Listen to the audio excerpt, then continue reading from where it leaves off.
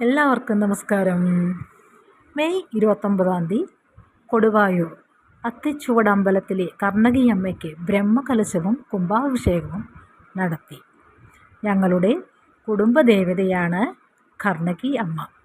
അപ്പോൾ കർണകിയെക്കുറിച്ചിട്ട് അറിഞ്ഞാലോ? കാവേരി പൂപട്ടണത്തിലെ ധനികനായ ഒരു വർത്തക പ്രമാണിയുടെ മകളായിരുന്നു കർണകി. വിവാഹപ്രായമായപ്പോൾ ധാരാളം സമ്പത്ത് നൽകിയ അവളെ കോവലന് വിവാഹം ചെയ്തു കൊടുത്തു. സന്തോഷപൂർണമായ വിവാഹ ജീവിതത്തിനിടെ മാധവി എന്ന നർത്തകിയുമായി കോവലൻ അടുപ്പത്തിലായി. കർണകിയെയും തൻ്റെ കുടുംബത്തെയും മറന്ന് തൻ്റെ സമ്പത്ത് മുഴുവൻ അവൾ കടിയറ വെച്ച് കോവലൻ ജീവിച്ചു. സമ്പത്ത് മുഴുവൻ തകർന്നപ്പോൾ ഒരു നാൾ കോവലൻ തെരുവിലേക്ക് എറിയപ്പെട്ടു.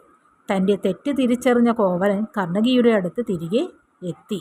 പതിവ്രതയായ കർണകി അയാളെ സ്വീകരിച്ച് ഒരു പുതിയ ജീവിതത്തിന് തുടക്കമിട്ടു. എന്നാൽ തങ്ങളുടെ സമ്പാദ്യമെല്ലാം തീർന്ന കോവലൻ പണത്തിനു വേണ്ടി പവിഴ നിറച്ച കർണകിയുടെ ചിലമ്പ് വിൽക്കാൻ തീരുമാനിച്ചു. ഇതിനായി ഇരുവരും ഒരുമിച്ച് മധുരയിലേക്ക് പുറപ്പെട്ടു. ആ ഇടയ്ക്ക് തന്നെ പാണ്ഡ്യരാജ്ഞിയുടെ മുത്തുകൾ നിറച്ച ഒരു ചിലമ്പ് കൊട്ടാരത്തിൽ നിന്ന് മോഷണം പോയിരുന്നു. കൊട്ടാരം തട്ടാനായിരുന്നു ഈ ചിലമ്പ് മോഷ്ടിച്ചത്. ചിലമ്പ് വിൽക്കാനായി അവർ എത്തിയത് ഈ തട്ടാൻ്റെ അടുത്തായിരുന്നു. അവസരം മുതലാക്കി തട്ടാൻ കോവലനാണ് ചിലമ്പ് മോഷ്ടിച്ചതെന്ന് പാണ്ഡ്യരാജാവിനെ അറിയിച്ചു. ചിലമ്പ് അന്വേഷിച്ച് നടന്ന പട്ടാളക്കാരുടെ മുമ്പിൽ കോവലൻ അകപ്പെട്ടു. പാണ്ഡ്യരാജ സദസ്സിൽ രാജാവിന് മുമ്പിൽ എത്തിക്കപ്പെട്ട കോവലന് കർണകിയുടെ ചിലമ്പിൽ പവിഴങ്ങളാണെന്ന് തെളിയിക്കാൻ ആയില്ല. തുടർന്ന് രാജാവ് കോവലനെ ഇല്ലാത്ത മോഷണക്കുറ്റത്തിന് ഉടനടി വധശിക്ഷയ്ക്ക് വിധേയനാക്കി.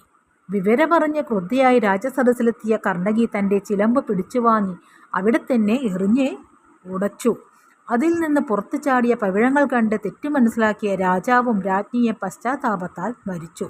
പക്ഷേ പ്രതികാരദാഹിയായ കർണകി അടങ്ങിയില്ല. തൻ്റെ ഒരു മുല പൊറിച്ച മധുര നഗരത്തിന് നേരെ എറിഞ്ഞ് അവൾ നഗരം വെന്തുപോകട്ടെ എന്ന് ശപിച്ചു.